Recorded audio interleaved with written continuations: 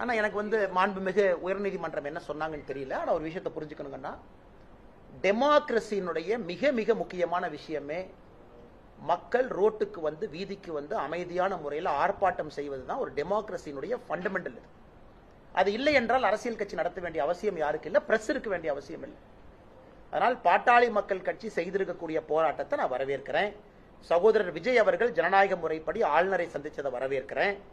அனைத்து இந்திய அண்ணா திராவிட முன்னேற்ற கழகம் அதனுடைய எதிர்க்கட்சி தலைவர் அண்ணன் எடப்பாடி அவர்கள் அவங்க பண்ற போராட்டத்தை நான் வரவேற்கிறேன். இவர்கள் எல்லோரும் செய்யக்கூடிய போராட்டத்தை நான் வரவேற்கிறேன். காரணம், மக்கள் அண்ணன் சீமான் அவர்கள் எடுத்திருக்கக்கூடிய போராட்டத்தை, கைதானதை நான் வரவேற்கிறேன். எல்லோரும் வீதிக்கு பண்ண வேண்டிய காரணம் என்னன்னா, அடுத்த முறையாவது இந்த அரசு கொஞ்சமாச்சு பயத்தில் இருப்பாங்க, பிரச்சனை ஆகும்.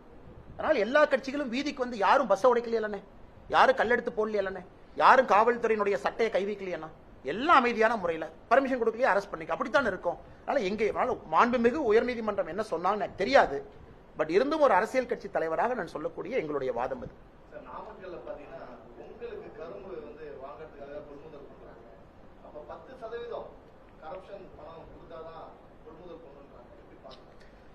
இது என்ன புதுசா கேட்கறீங்க நீங்க? என்ன இதே ஊர்ல நீங்கள் வசிக்கிறோம், நானும் வசிக்கிறோம். தஞ்சாவூர்ல 2 ஆண்டுகளுக்கு முன்பு கரும்பு வாங்கினாங்க. எப்படி வாங்கினாங்க? அது திமுக கான்ட்ராக்டர் தான் வாங்கணும், அவங்க கையில தான் நீ கொடுக்கணும், அவன் கரும்பு கொண்டே கொடுப்பான். இது புதுசு தானே? இது தமிழ்நாட்டில் நீங்க ரொம்ப பழசு மாதிரி பாக்குறீங்களே. இது எப்பவுமே நடக்கிறது தான். ஆனா இன்னைக்கு அது நார்மலைஸ் ஆயிடுச்சு. திமுக காரனா ஒரு கரும்பு வாங்குற இடத்துல கமிஷன் வைப்பாங்கிற நார்மலைஸ் ஆயிடுச்சு. அதனால இது எல்லாம் மக்கள் பார்த்துக்கிட்டு இருக்காங்கண்ணா. ஏதோ இதுவரைக்கும் லஞ்ச ஊழலே நடக்காத ஒரு தமிழ்நாட்டில் திடீர்னு அண்ணே என்ன கரும்பு காசு வாங்குறாங்க அப்படின்னா மக்கள் யாரும் அதுக்கு ஆச்சரியப்பட போவதில்லை.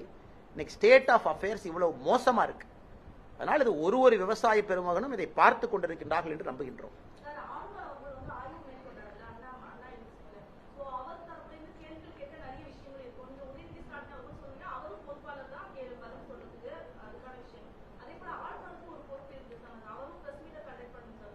இதெல்லாம் புதுசா இருக்கு மேடம். அதாவது இன்னைக்கு ஆளுநர் அவர்கள் நான் ஏற்கனவே சொல்லி இருக்கின்றேன், நான் தான் முதல்ல சொன்னேன்னு நினைக்கிறேன் மேடம்.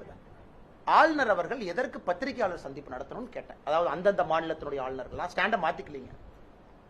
வந்தாவே பொலிட்டிக்கல் கேள்வி வரும், அல்லது நார்மல் கேள்விக்கு பதில் சொன்னால் அது பாலிடிக்ஸ்ல போய் முடியும்.